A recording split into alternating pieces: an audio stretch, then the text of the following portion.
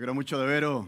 Estaba pensando cómo pasa el tiempo, ya estamos en Semana Santa, en el verano, ya tenemos que sacar la ropa de verano y viene el calor, el buen tiempo. Y sabéis que estos domingos que vienen son momentos muy importantes para el cristianismo, para la Iglesia. Y queremos animaros a estar aquí. Vamos a proclamar nuestra fe en la persona de Jesús, lo que Él vino a hacer, el significado de lo que hizo en la cruz. Y así que invitamos a las personas que nos siguen por internet que este es un buen domingo el que viene y el siguiente, para, si es posible, pues estar aquí en vivo, ¿de acuerdo? De manera presencial y participar de lo que tenemos preparado para estos 2 domingos que vienen. Es un momento, como decía, muy importante para la Iglesia, en medio de nuestra cultura, en medio de nuestro mundo, poder proclamar lo que la Biblia enseña acerca de la persona, de la obra de Jesús. Muy bien, ya estamos terminando casi la serie. Nos quedan unos mensajes que vamos a dejar para después, pero ya iremos a otra cosa. Hemos dedicado bastante tiempo a la exposición del libro de los Hechos, pero creo que ha merecido la pena. Pero hoy tenemos un mensaje que yo había anticipado. Digo, oye, no lo perdáis, que es un mensaje muy interesante. Y creo que sí, que lo vamos a ver en esta mañana. El 25 de julio de 1741, un predicador inglés muy famoso, John Wesley, que era un hombre que predicaba sobre un caballo y decía que el mundo era su parroquia, pues predicó un famoso mensaje en Oxford. Y entonces tituló el mensaje El casi cristiano. El casi cristiano. Ese es un famoso sermón de Wesley que él proclamó ese día en la historia, ¿no? Y se basaba en el texto que hoy vamos a ver. El texto que vamos a ver en el libro de los Hechos. Y él argumentaba de que hay muchas personas que no llegan a ser cristianos por poco. O como diríamos aquí, por los pelos. Son casi cristianos, pero no terminan de serlo, pero no lo son todavía. Ciertamente es un mensaje pertinente e interesante porque todos conocemos a alguien que estaba muy cerca de dar ese paso, ¿de acuerdo? Pero no lo dio o no lo dieron. Y se quedan a este lado de la raya, ¿no? A este lado de la raya en ser casi cristianos. No hace falta pensar en nadie porque nosotros también éramos así. Y yo creo que todos nosotros estuvimos en un punto en nuestra vida en el que había una raya y estábamos pensando si íbamos a dar ese paso, ¿no? Porque en la cultura española ser cristiano, de acuerdo a lo que enseña la Biblia, era una tremenda decisión, ¿no? Porque ya la gente te iba a señalar, etcétera, etcétera, y te van a considerar como una persona extraña, etcétera. Entonces, todos hemos estado, creo yo, en ese punto en el que estamos un poquito antes, 5 segundos antes de tomar una decisión y de ser cristianos, ¿no? Y quizás tú seas en esta mañana uno de ellos que está en un punto en el cual quizás te falta un pasito, tomar una decisión para ser realmente cristiano. Y probablemente esto puede ocurrir en personas que están de acuerdo con lo que escuchan domingo tras domingo porque vienen a la iglesia, ¿de acuerdo? Y están de acuerdo con lo que se predica, con lo que se enseña. De hecho, vienen a la iglesia, de hecho, leen la Biblia, de hecho, ofrendan fielmente, contribuyen de manera generosa a la iglesia a la que asisten, pero no son cristianos todavía. ¿De acuerdo? Así que vamos a ver a la luz de este pasaje esto de el casi cristiano que es. ¿De acuerdo? Esto puede ocurrir, como digo, en personas y puede pasar en hijos de cristianos. Son personas que han nacido prácticamente en la iglesia, ¿de acuerdo? Y entonces han asistido desde chicos y ellos piensan que por el hecho de haber asistido con sus papás a la iglesia, pues ya son cristianos. ¿De acuerdo? Esto puede ocurrir. Puede ocurrir también con personas que son simpatizantes, que están, como he dicho antes, que están de acuerdo, no solamente de acuerdo con lo que se predica. De hecho, hay personas que dicen, no, mira, cuando yo escucho lo que estáis diciendo, lo que estáis predicando, yo digo, esta es la verdad. A mí me lo ha dicho mucha gente.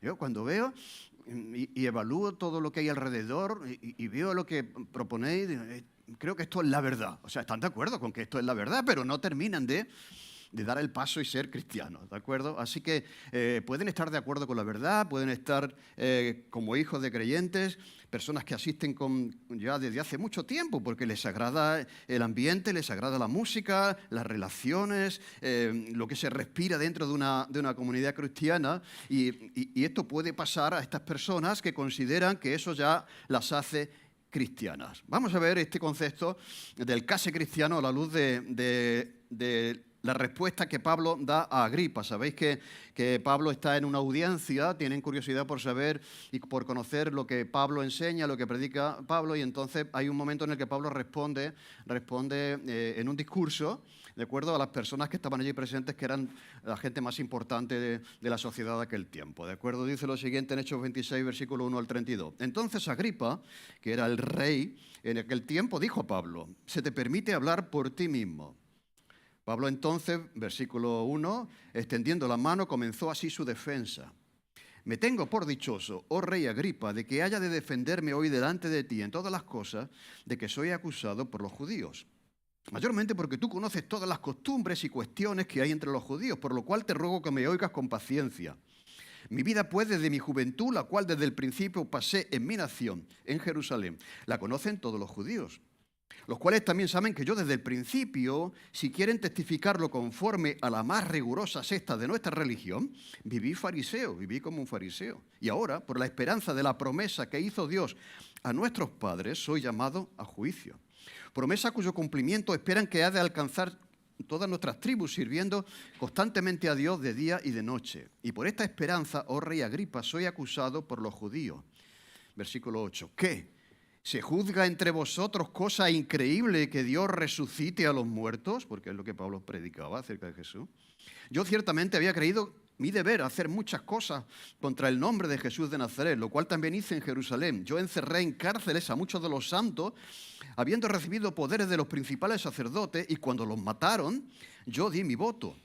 Y muchas veces, castigándolos en todas las sinagogas, los forcé a blasfemar, y enfurecido sobremanera contra ellos, los perseguí hasta las ciudades extranjeras.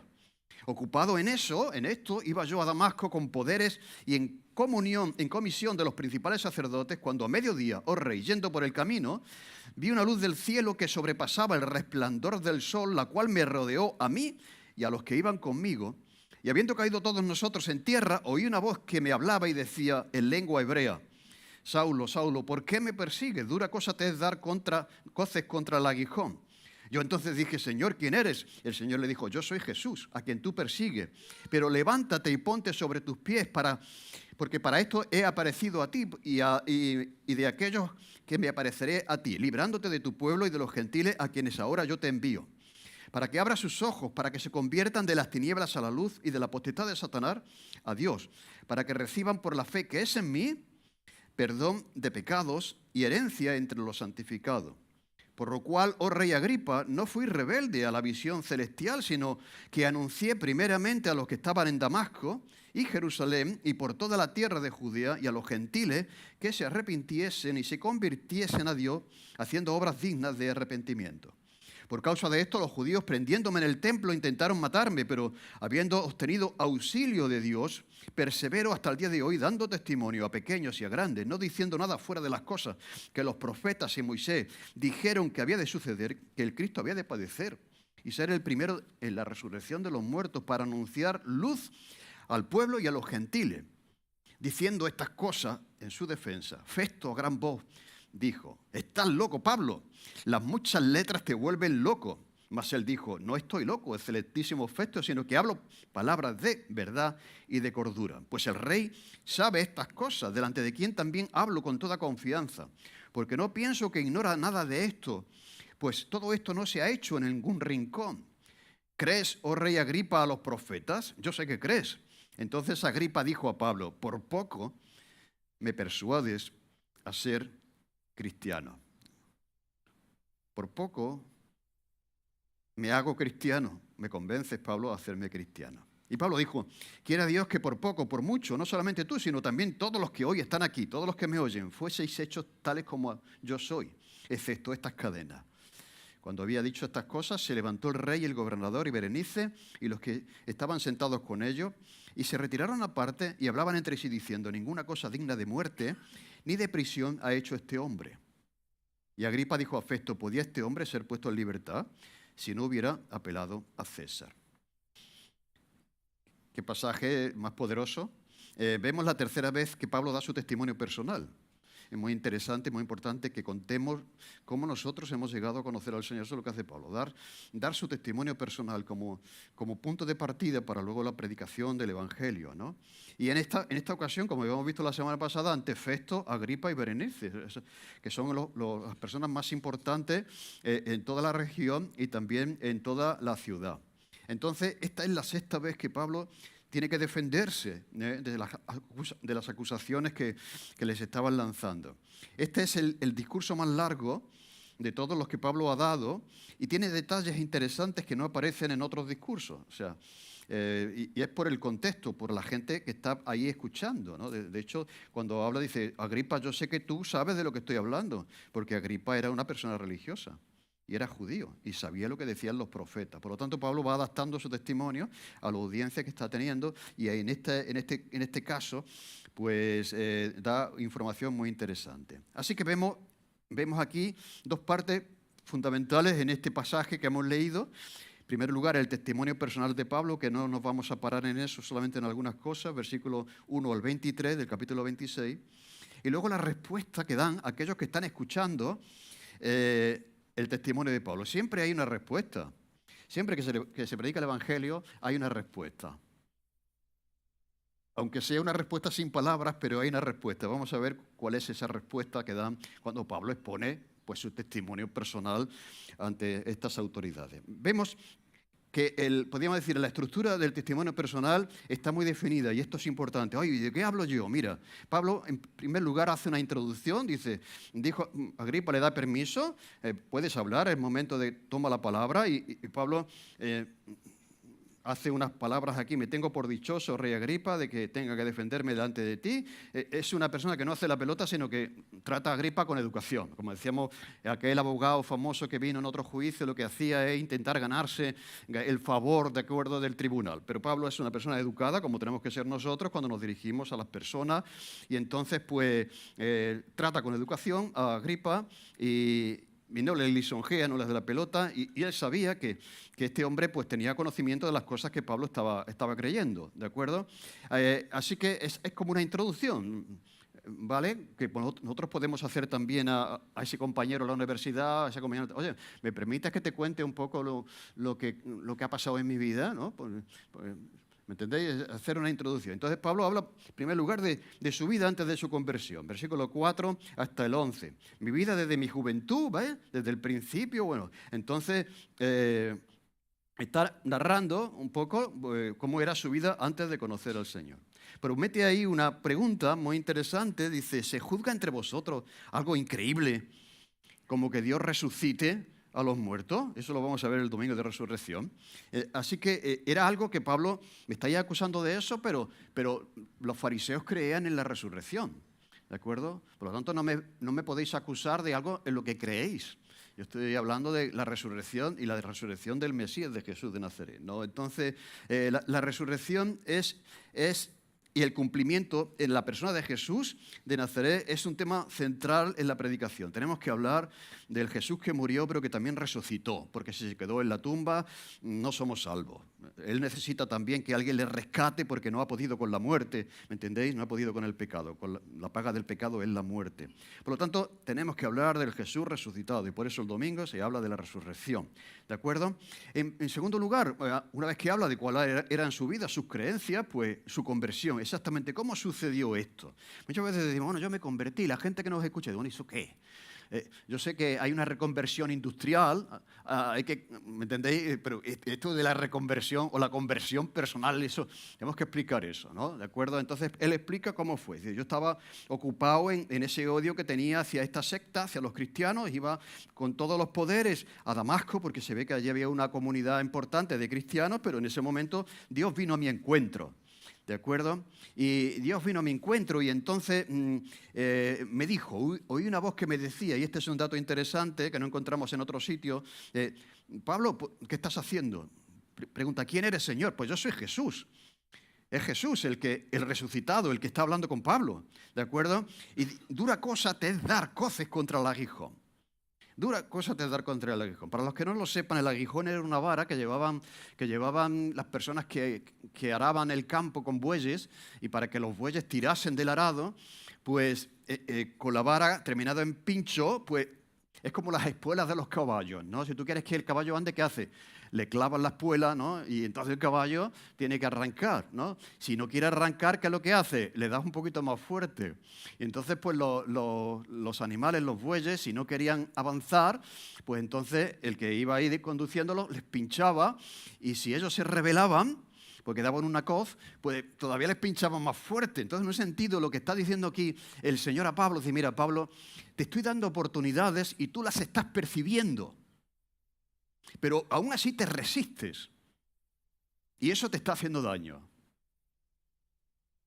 Y hay gente que es así un poco, ¿no? Que tienen testimonios, tienen convicciones, tienen ejemplos de cristianos, ¿no?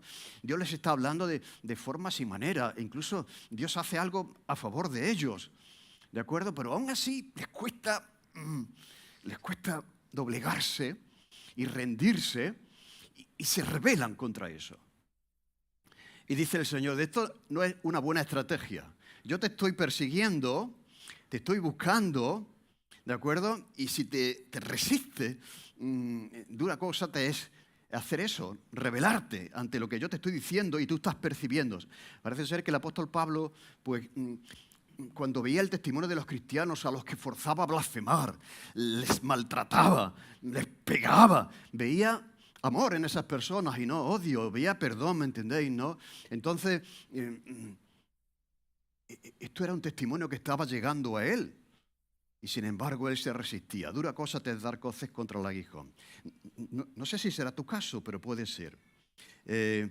Personas que tienen ya suficiente información, suficientes argumentos, pero se resisten todavía, ¿no?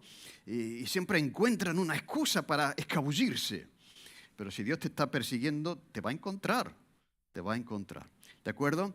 Y entonces, seguidamente de eso, pues hay un llamamiento. Mira, esto es muy interesante, porque esto es lo que Dios espera que hagamos nosotros como cristianos y lo que Dios esperaba que hiciera Pablo y lo que debe hacer la iglesia. Dice, mira, levántate, ponte sobre tus pies, porque para esto he aparecido a ti, para ponerte por ministro y testigo de las cosas que has visto y de aquellas que me voy a aparecer a ti en el futuro, librándote de tu pueblo y de los gentiles a quienes ahora te envío. Ahora te voy a enviar a alcanzar a los gentiles. Y vemos aquí la comisión que Dios da a Pablo, que debe ser la nuestra. En primer lugar, para que abra sus ojos. Ay, pero si yo estoy con los ojos muy abiertos. No, los ojos espirituales están cerrados. Quizás estés muy bien de la vista, de acuerdo, no necesites gafas, pero cuando se hace un análisis de la visión espiritual, todavía no terminas de entender, de acuerdo, pues lo que es el Evangelio, lo que Dios pretende de ti, para que abra sus ojos y para que se conviertan de las tinieblas a la luz, lo cual quiere decir que uno está en una posición antes de convertirse, que dice el mismo Dios, que esto no es Pablo, es el mismo Señor que dice, la persona que no está conmigo, está en las tinieblas, en la oscuridad. Y tienen que dejar esa situación para pasar a otro lugar que es la luz. Yo soy la luz del mundo, dice Jesús. El que me sigue no andará en tinieblas.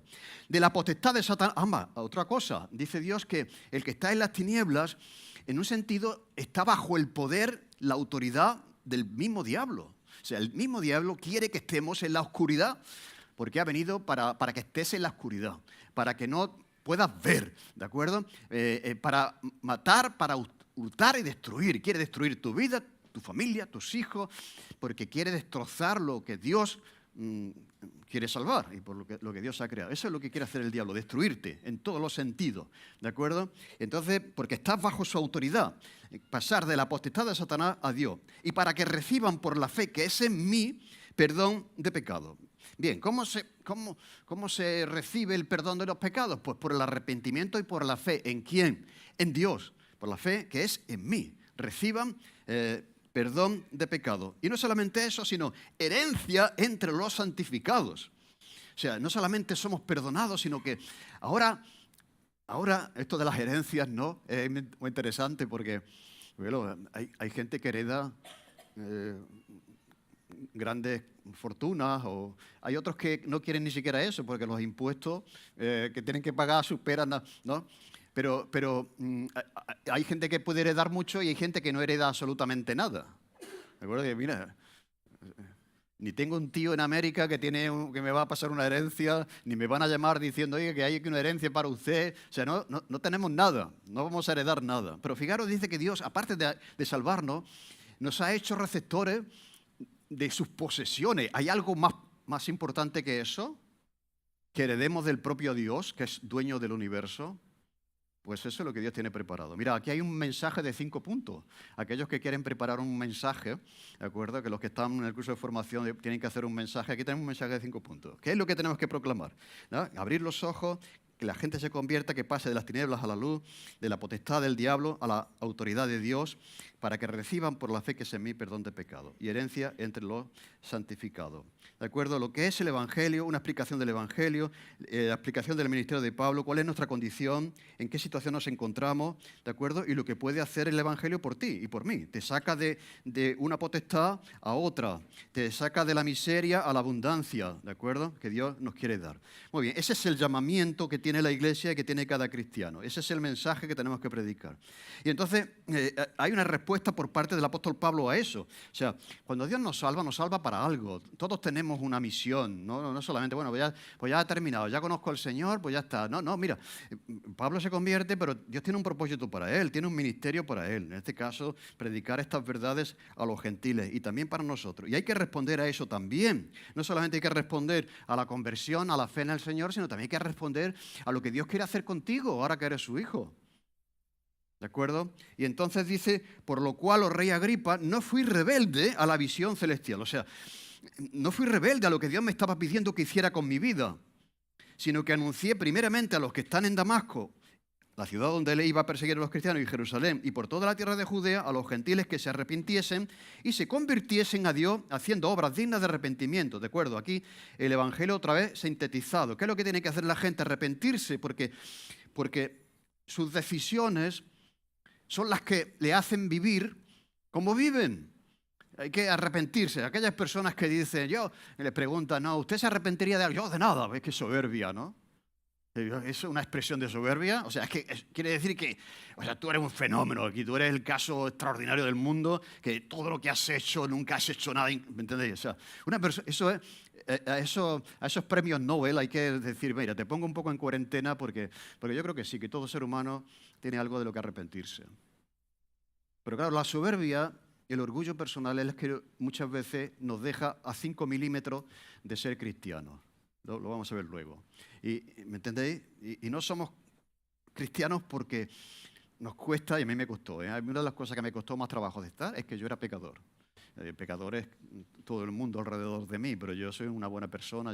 Mira, hasta hago deporte, no bebo, y estas cosas me cuido un poco, ¿no?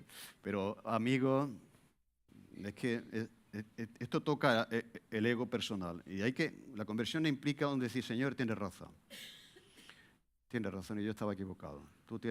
Y además, y es por mi bien. O sea, quiero decir que no es que nosotros le estamos haciendo un favor a Dios porque nos convertimos, sino es que todo lo contrario. Es que Dios nos va a colocar en una nueva situación. Y entonces, pues eso es lo que tenemos que hacer. Arrepentirse y convertirse a Dios, haciendo obras dignas de arrepentimiento. ¿Qué quiere decir esto? Que la salvación no es por las obras de arrepentimiento, sino es como consecuencia del arrepentimiento. O sea, como nos arrepentimos y nos volvemos a Dios, si eso es verdadero, si eso es correcto, si eso es auténtico, vamos a vivir de otra manera. Vamos a hacer cosas que antes no hacíamos. ¿De acuerdo? Y por causa de esto los judíos me prendieron en el templo, intentaron matarme, etcétera, etcétera, ¿no? Porque yo había anunciado, versículo 23, que el Cristo había de padecer y ser el primero de la resurrección de los muertos para anunciar luz al pueblo y a los gentiles. Mira, Jesús es el primero de la resurrección y nosotros vamos después. El domingo hablaremos de eso. Fue el primero de la resurrección de los muertos y hizo posible que los demás resucitasen, ¿de acuerdo? Así que podemos tener un llamamiento Podemos convertirnos, pero ignoramos el llamamiento que Dios pueda darnos y somos rebeldes a Él. Y Pablo dice, yo no fui rebelde a lo que Dios me pedía que hiciese ahora con mi vida. Y yo me siento obligado a predicar el Evangelio, a predicar la fe en el Señor, la conversión en Dios y que la gente viva a la luz de lo que dice que cree. Obras dignas de arrepentimiento, que demuestren un verdadero arrepentimiento. Bien, es genial esto, lo que vemos aquí. Ahora hay una respuesta. Hasta aquí Pablo está argumentando y como digo, siempre que se predica el Evangelio hay una respuesta. De alguna manera, a veces es una respuesta no visible porque ocurre dentro de nuestro propio corazón y dentro de nuestra propia mente, ¿no? Incluso ya empezamos a buscar en nuestro cerebro. Mira, hay un psiquiatra que dice, bueno, ¿qué es lo que has notado con la edad? Cuando te haces mayor, dice, porque ahora me cuesta encontrar las palabras. Dice, tengo que, ¿cómo se llama? Que es de Sevilla, que es un psicólogo sevillano. ¿Cómo se llama? Rojas Marcos, que es un psiquiatra que está en Estados Unidos y ha escrito un libro. Bueno, en una entrevista muy interesante dice, ¿qué es lo que tú notas con la edad? Pues mira, que antes yo encontraba las palabras automáticamente y ahora tengo que ir a pescar. Ahora quiero decir la palabra y no la encuentro y tengo que echar el anzuelo. No, muchas veces ante la exposición del Evangelio estamos echando el anzuelo mental. ¿De acuerdo? A veces encontramos una razón, una excusa para salirnos por la tangente, para escabullirnos, ¿no? Y eso es una reacción mental también a eso, a lo que estamos escuchando. ¿De acuerdo? Pero si yo no soy casi cristiano, yo soy cristiano. Si yo he ido a la iglesia toda la vida y yo soy... ¿Me entendéis? Empezamos a buscar, a pescar argumentos para salirnos por la tangente. Vemos la respuesta. Dice, en primer lugar, Festo. Festo dice, diciendo estas cosas en su defensa, a gran voz dijo, estás loco, Pablo, las muchas letras te han vuelto loco. Probablemente él saca la conclusión de que Pablo se ha vuelto loco cuando Pablo dice que la Biblia decía, los profetas decían que el Cristo, el Mesías, había de padecer y de resucitar de los muertos, para de esta manera poder anunciar luz y salvación a la gente. O sea, si viene alguien, mira, no merece la pena seguir a nadie que no haya podido con la muerte.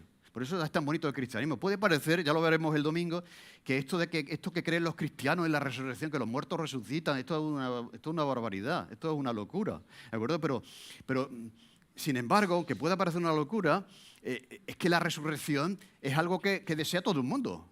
A ver, ¿quién quiere morirse para siempre? ¿Me entendéis lo que quiere decir? Y Dios da respuesta a eso, nadie da respuesta a eso. Todo el mundo dice, la filosofía, todo lo que queráis. Dice, bueno, termina con la muerte, hemos terminado, ya está, ya hemos pasado a la historia, si alguien nos recuerda, todo ha terminado. Pero el cristianismo tiene solución a eso. La paga del pecado es la muerte, más la dádiva de Dios es vida eterna en Cristo Jesús. Fijaros cómo cambian las cosas. El Mesías tenía que morir y resucitar para demostrar completa autoridad sobre todo lo que nos ha hecho daño a cada uno de nosotros, como el caso de la muerte. Por eso será dentro de 2 domingos, os invito a que estéis. Entonces, ¿cómo puedes creer eso, Pablo? De tanto leer te has vuelto loco. Probablemente, Festo, como Pablo estuvo 2 años ahí, el pobre, como hemos dicho, estuvo 2 años esperando un barco que le llevase a Roma, Pablo no perdió el tiempo. Probablemente Festo pasó por allí y vio a Pablo lleno de libros, ¿me entendéis? Con los folios, escribiendo, aprendiendo. De hecho, Pablo al final pide que por favor tráeme los pergaminos. O sea, él no desaprovecha el tiempo. Él seguro que leía y escribía. De hecho, escribió algunas epístolas desde la cárcel, ¿de acuerdo?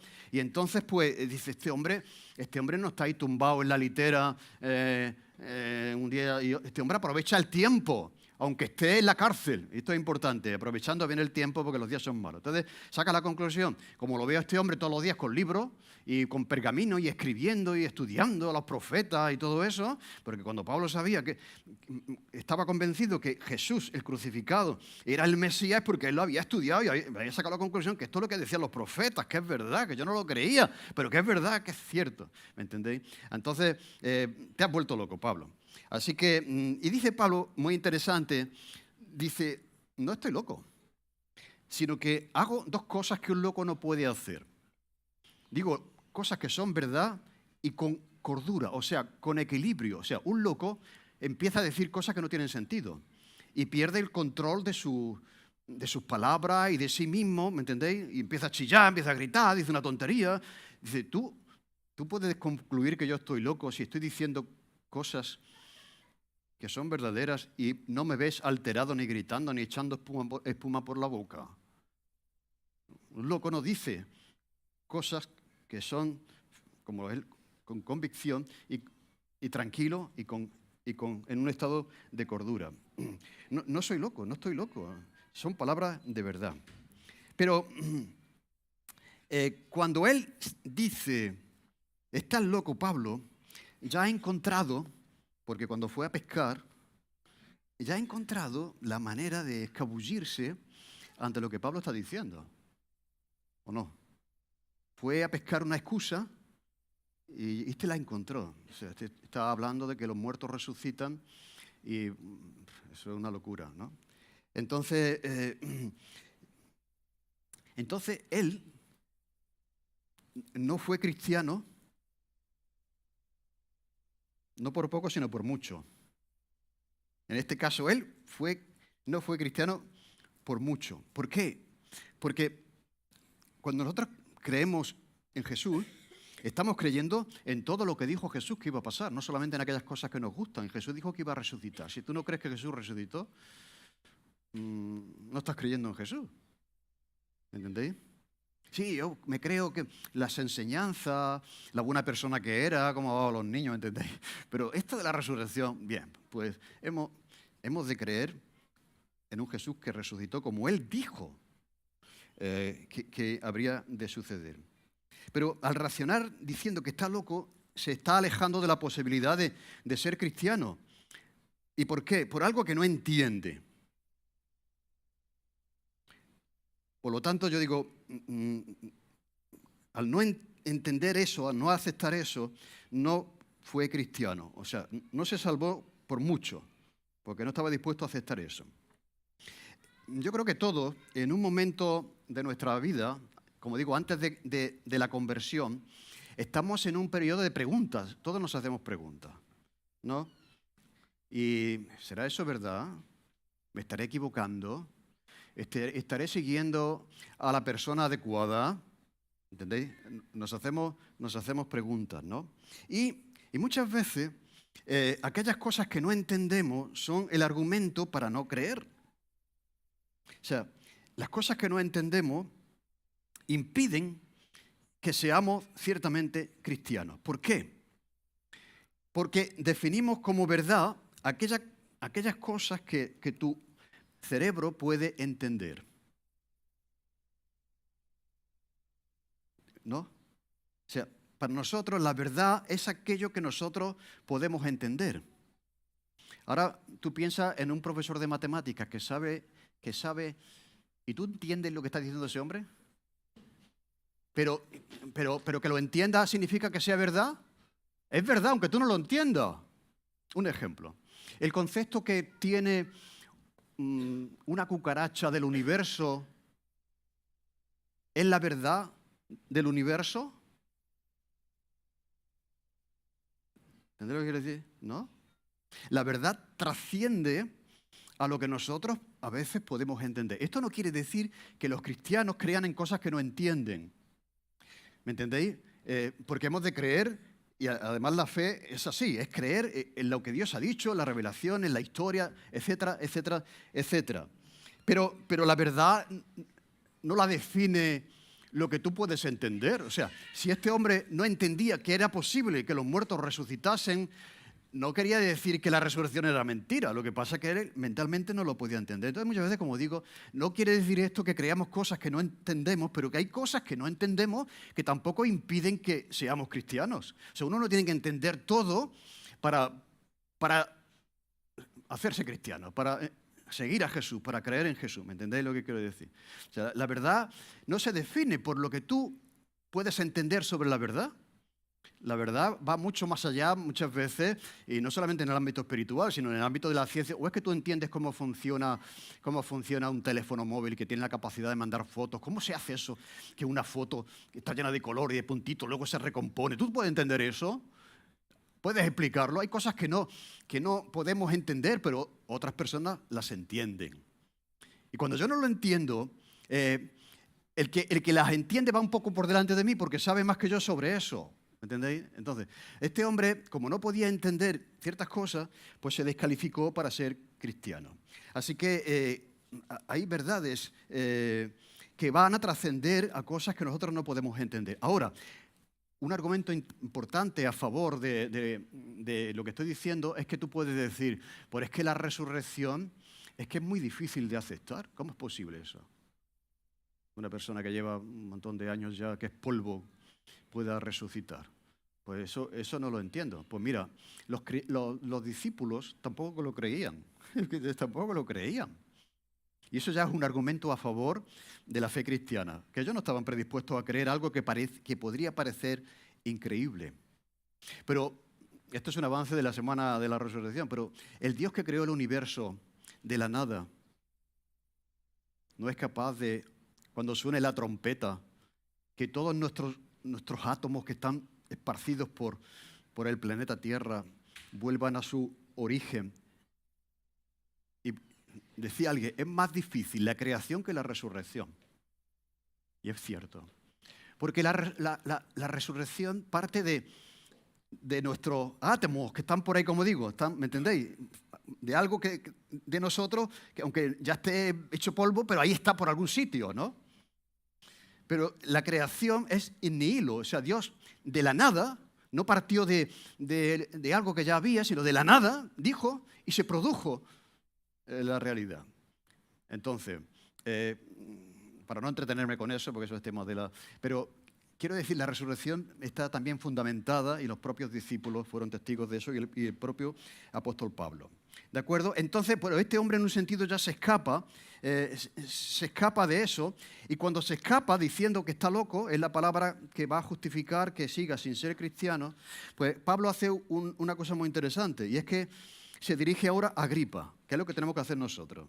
A veces, cuando está hablando con una persona y se ríe de ti, se burla de ti, tú, dirígete al que, ese ya ha tenido la oportunidad, dirígete al que todavía no le has confrontado con esto. Entonces, una vez que concluye, tú estás loco, yo ya me quedo aquí, ¿de acuerdo? Pues dice Pablo, ahora tú, Agripa, ¿de acuerdo? Dice, Agripa, el rey sabe estas cosas, delante de quien también hablo con toda confianza, porque no pienso que ignora nada de lo que yo estoy diciendo, porque esto no se ha hecho en un rincón, lo cual quiere decir que Jesús estuvo a la vista de todos, sus milagros, todo el mundo pudo verlo. Esto no se ha hecho como algunas sectas, ¿no?, que tienen unas convicciones que dice uno, pero esto ¿cómo se puede comprobar? Esto se ha hecho en una cueva, esto ha pasado en una montaña, que alguien se ha parecido a unos pastorcillos, pero ¿quién puede demostrar? Dice Pablo, que esto no se ha hecho a oscuras, ¿me entendéis? Esto no se ha hecho en ningún rincón, o sea que esto ha sido algo que ha ocurrido a la vista de todo el mundo. Y entonces dice, tú sabes estas cosas. Y probablemente Agripa había escuchado y sabía de los profetas. Como he dicho, era judío de religión y creía en Moisés y creía en los profetas. Y cuando Pablo le dice, ¿crees tú en los profetas? Dice el otro, se lo piensa y dice, yo sé que crees. Yo sé que crees, porque de alguna manera, como he dicho, este hombre había manifestado pues, que él era judío de religión y que por lo tanto creía en los profetas. Y entonces cuando dice eso, responde Agripa, pues por poco me persuade a ser cristiano. O sea, por poco me convences, Pablo, a hacerme cristiano.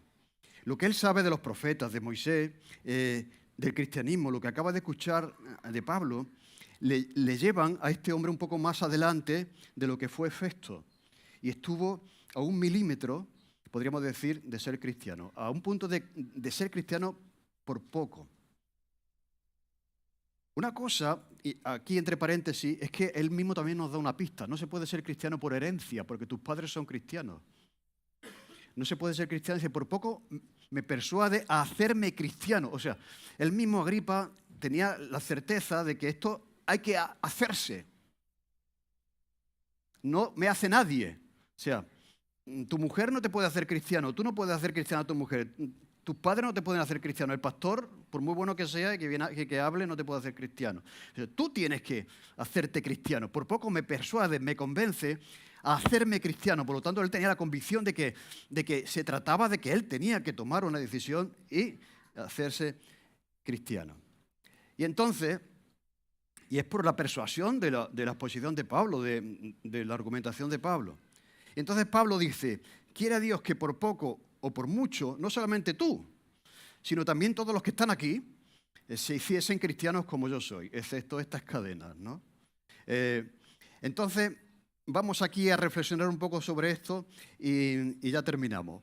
Hay muchas personas que saben estas cosas, hay muchas personas que firmarían estas cosas, saben lo que dicen los profetas, han oído muchos sermones, muchos estudios bíblicos, han ido a todas las reuniones, pero no terminan de dar el paso como no lo dio Agripa y no entregan su vida al Señor por poco.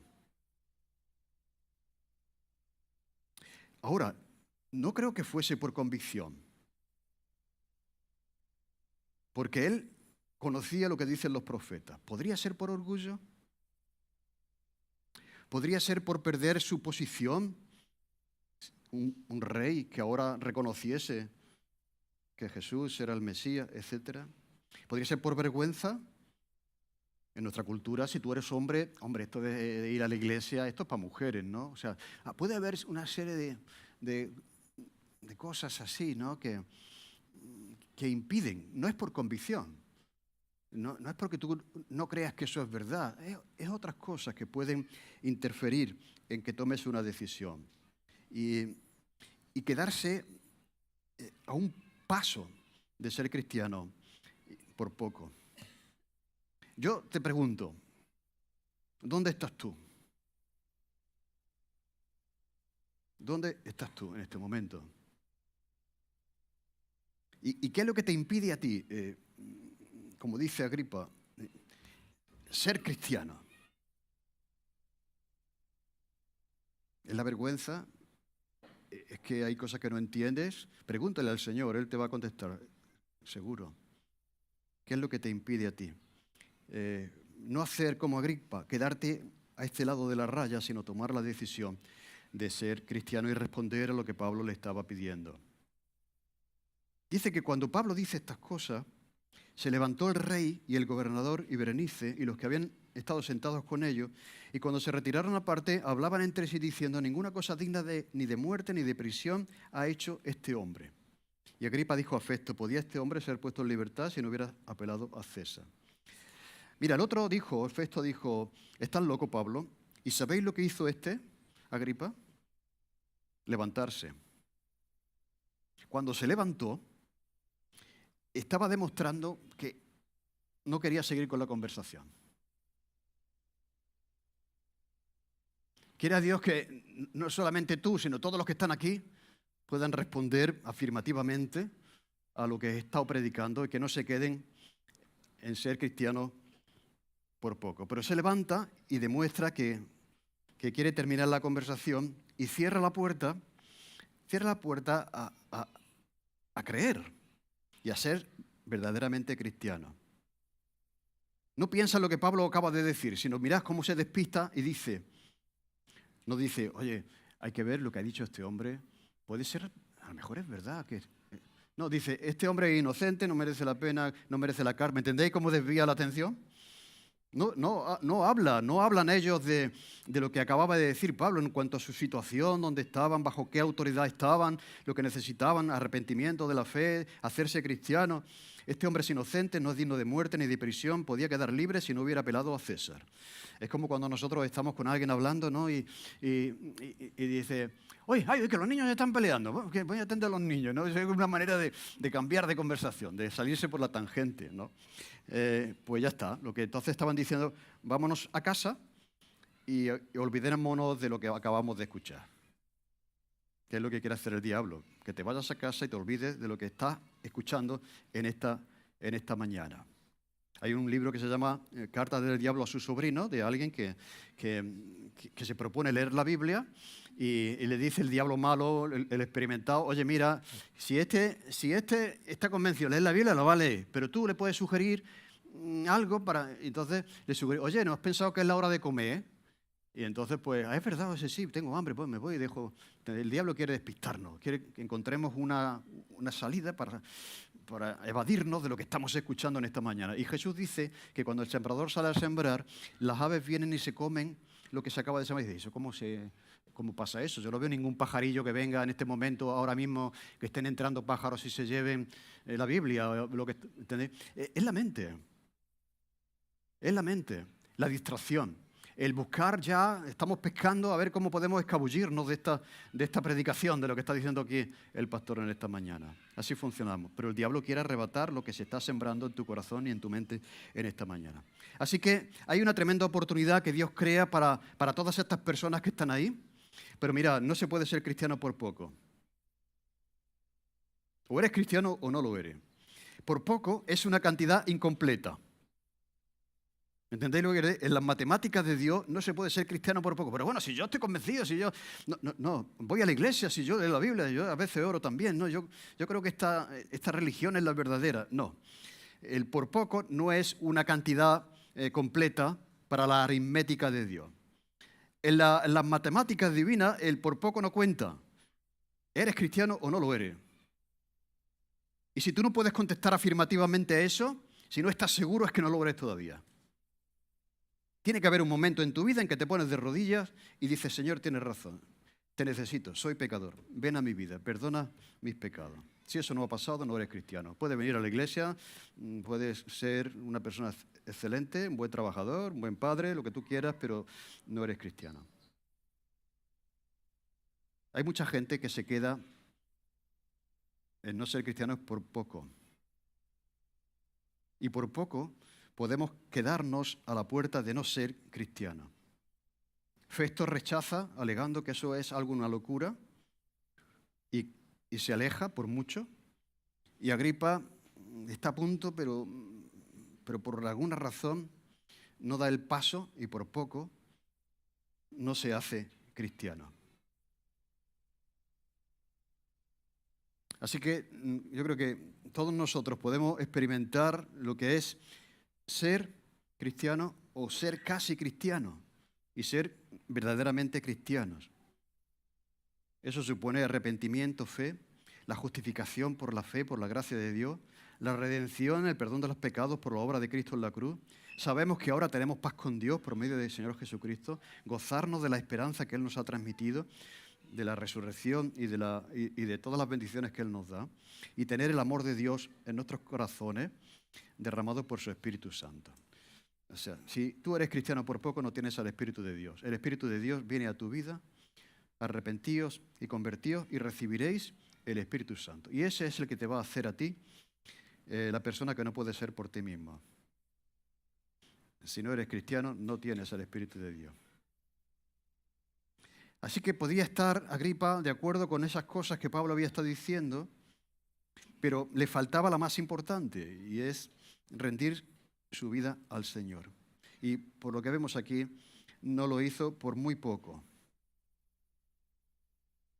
Por poco me convence a tomar la decisión de ser cristiano, personalmente cristiano. Muchos no llegarán a ser, lamentablemente, cristianos por poco, porque buscarán con su caña de pescar una excusa, pero incluso puede que sigan viniendo a la iglesia, y puede que sigan siendo fantásticas personas y todo lo demás. Pero amigo, por poco no seas cristiano. Por poco no seas cristiano. Y lo que no queremos es que tú seas uno de ellos. Que tú seas como Agripa, que teniendo todo lo que tienes, hablándote del Señor como te está hablando desde hace ya muchos años, que te resistas a rendirte y a decir, Señor, te necesito. Ven a mi vida. Me arrepiento de mis pecados. Creo en ti. Y ayúdame, Señor, con mis dudas y otras cosas que a lo mejor no entiendo, pero esto es lo que tienes que entender. ¿Entendéis? Y que seas cristiano de verdad, pero que no te quedes a las puertas de ser cristiano por poco. Quiera el Señor, como dice Pablo al final, que por poco o por mucho te hagas cristiano. No pasa nada Es que yo estoy muy lejos. Bueno, no pasa nada. O sea, puede haber personas aquí en esta mañana que digan, "Uf, yo es que todavía me falta". Bueno, pues, tómate tu tiempo. O sea, todavía puede conocer más cosas, puede... A lo mejor hay personas que están un poco más lejos de la raya, ¿me entendéis? ¿No? O sea, están más lejos. Bueno, vete acercando poco a poco. Pero puede que haya personas que estén ya a un paso y solamente les falte tomar una decisión. Yo te digo, ¿qué te impide a ti tomar esa decisión?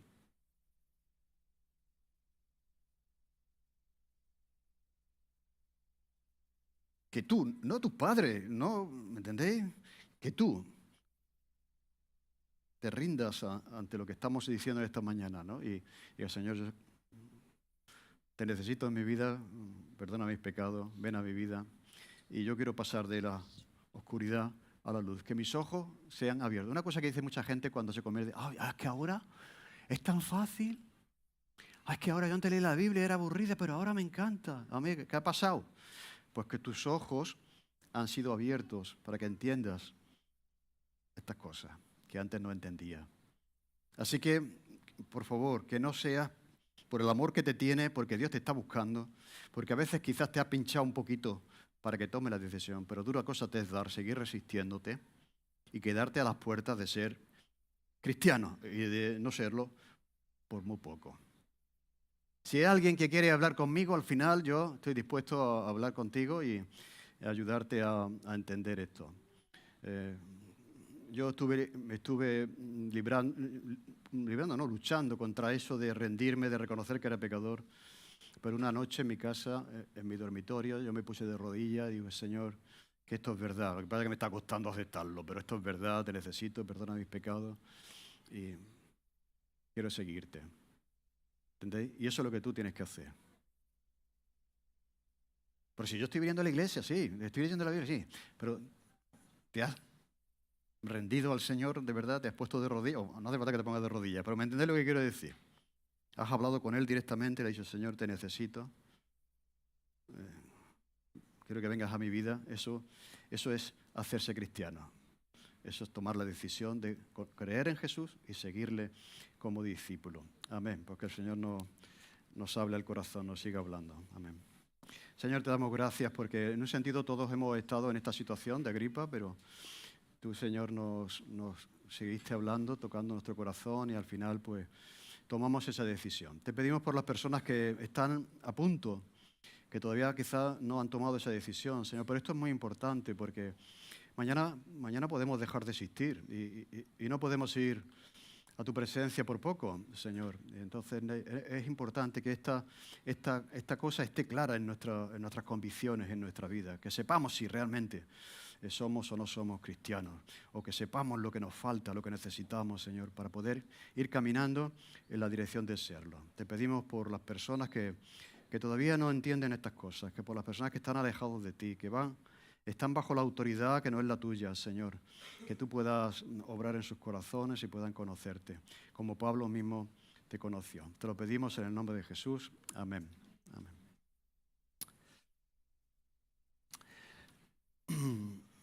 Muy bien, pues ¿qué es lo que hacen los cristianos? Pues cada vez que